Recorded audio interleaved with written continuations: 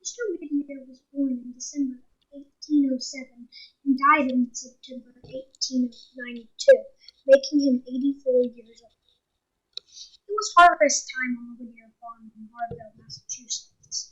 Out in the fields, a young boy called Greenleaf could be seen beating the grain out of the tall stalk with his flail. The flail seemed to grow heavier with each swing.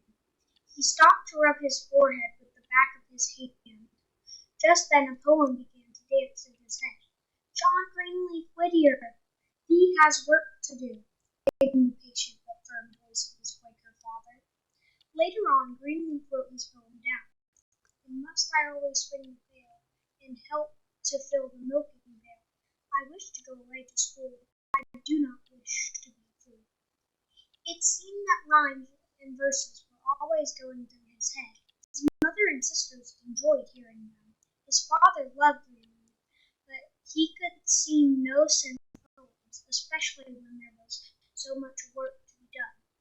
They could sell the farm products to make a living, his father thought, but what good was poetry?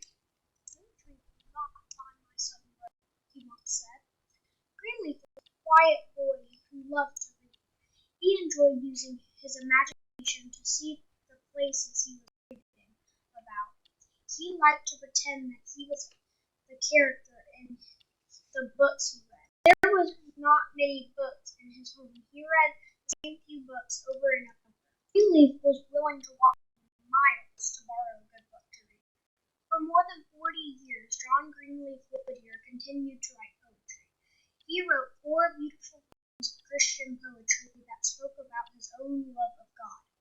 For much of his life, his poetry did not earn him much money. But when he was older, he finally became successful. He wrote many poems about nature. John Greenleaf Whittier's most loved poem is Snowbound, written when he was 59 years old. This poem finally earned him a great respect as a poet. In Massachusetts, where the Whittier family lived, the winter often brought furious snowstorms. In his poem Snowbound, Mr. Whittier remembers one such storm. At the time Mr. Whittier wrote Snowbound, most of his family had already died. He wrote the poem in loving memory of the family that was so dear to his heart. Along with writing beautiful poetry, John Greenleaf Whittier had other jobs. He worked as a newspaper and magazine editor. He wrote many articles and poems about ending slavery in the United States. Mr. Whittier also served 2 terms in government in the Massachusetts State Legislature. The words to almost 100 hymns were written by John Greenleaf Whittier. He gave permission for many of his poems to be put to music. They had been sung in Methodist churches for many years.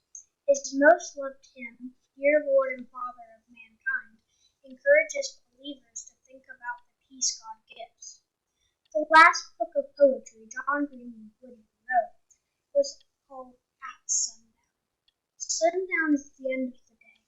Perhaps he was writing this, he thought about the end of his own life. He had spent his life taking a stand for what he believed and used his writing